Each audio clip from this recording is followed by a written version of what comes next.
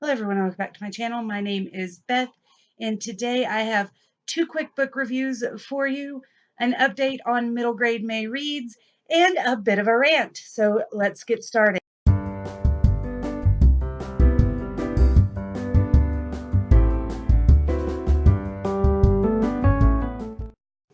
Okay, first I will do my rant because it has been heavy on me since yesterday. I watched a certain video, and I'm not going to tell you whose or what was said exactly, but basically it said that anyone who makes themselves pretty and has good lighting for their videos must not be real readers. They must not actually read the books that they are getting, and to go to BEA is just stupid because if you have that many subscribers, the publishing company would probably just give you the ARCs, and why would you want to spend money and time and stand in the line for 2 seconds with this author that you've just gushed about forever, and you deserve, you should get more and you don't get more and you're stupid and you probably aren't a real reader. That's basically what I took away from that video.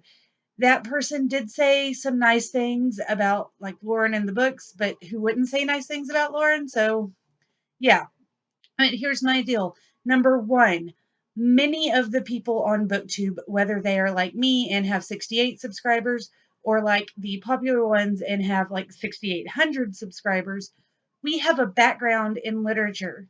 We aren't just somebody who went, hey, I think I'm going to pretend to read a book. I have a degree in elementary education with an emphasis in literature, not just children's lit. I took all the classic lit classes as well. I took history of the English language so that I could really understand the etymology of words because I love that. Words are my thing. I'm also an author. Now, I only have 68 subscribers, like I said, and sometimes, like now, I'm not made up. I use my webcam, but that should not tell you whether or not I'm a reader. The way I speak about books should. Just like the way Jesse and Connor and Lainey and Kat talk about books should tell you that they're readers. Okay? It doesn't matter if they're pretty. It doesn't matter if they put on blush. It doesn't matter if they put on their makeup to lay in bed and read. They talk about books like they know about books because they do. They're readers. Don't accuse people of not being a reader or talk badly about books and authors that you haven't read. I talk badly about books and authors because I've read them. But when you talk about books and authors that you haven't read, you just make yourself seem petty, cruel, and elitist, and that is not what this community is supposed to be about. Okay, if I keep going, I will start screaming. So I'll be done now and continue with some book reviews. I will do more in-depth book reviews of these later. I have done one of this first one on Goodreads already, and that is Sarafina and the Black Cloak.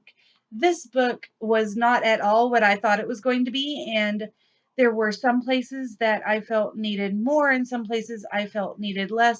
But on the whole, this was really well written, and Robert Beatty not only has a great publicist team, but is a very talented author. So basically, Sarafina is a 12-year-old girl who has lived in the basement of the Biltmore estate for her entire existence. And she eventually finds out that she's not like other girls. She already knew it, but she finds out more about her past and why her pa has kept her hidden down there.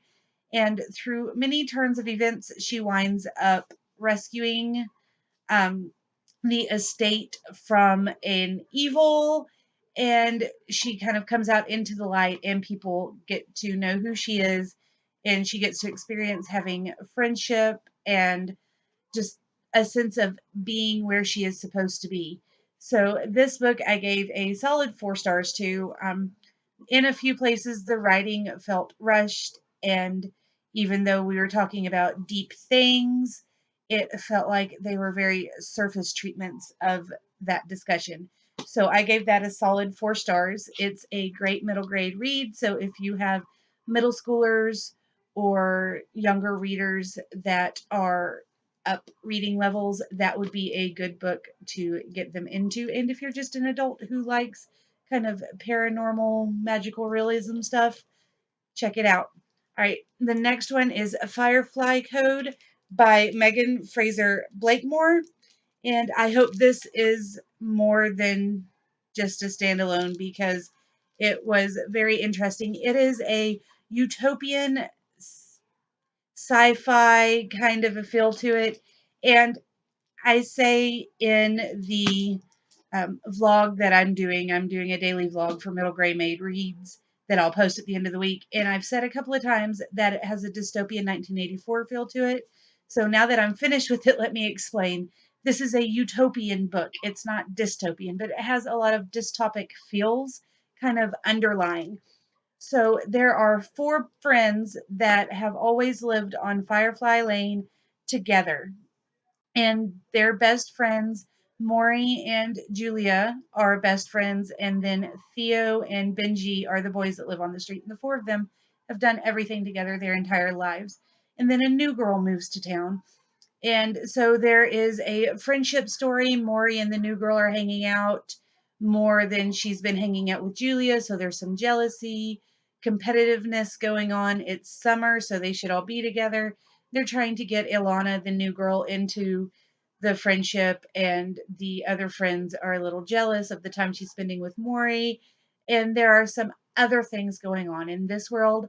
Latency is a thing where you kind of dampen down the other parts of your brain and pull out kind of a really deep hidden element. So it could be puzzles, it could be spatial recognition, things like that. And when you're 13, that happens. And so there's a lot of worry about Theo having gotten his, and the girls wanting to decide what they're going to get. And through all of that, they're also trying to figure out the mystery of Maury's great grandmother and her best friend, Agatha, who started the Firefly Lane cul-de-sac and were scientists. And so throughout all of it, they're kind of growing and making their own decisions about whether or not Krita, the people who have this utopian society, is really right in what they're doing. I gave it a 4 out of 5 stars. It's well written. It is a quick read. I stayed up late, way past my bedtime, to finish it. I enjoyed it a lot, but there again, it is a middle grade book, and I feel like a lot of middle grade books skimp on going deep into the deep thoughts. So there are a lot of emotions and things that are written about but not discussed in any real depth. It is a surface skim of the type of emotions a 12 and 13-year-old might be having, and they're having all of these thoughts and ideas, and they're changing, and they're becoming more aware of their surroundings and their utopian community. And while it is explained that they are taught all of this throughout their whole life, so they would know more than the typical outsider 12 or 13-year-old, it doesn't go into depth about most of that. So I would have liked to see maybe even 20 more pages, just one here and there, would have added a lot more depth to the book. And I really would have appreciated that. But again, it is a good book to give to a middle schooler or even upper elementary high schoolers. So if you enjoy utopian books or want to know what I'm talking about when I say has dystopic elements underlying it, then I would really suggest that you pick up a Firefly Code and meet the Firefly 5. And that's all I've got for you today. I'm going to get back to my next book, which is Deep Wizarding, which I left in there when I started the video. So that's what I am reading right now. And I will start Night Gardener when I get done with Deep Wizarding. So I will give you guys updates on those soon.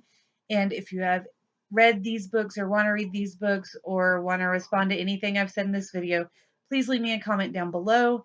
And I will talk to you guys again soon.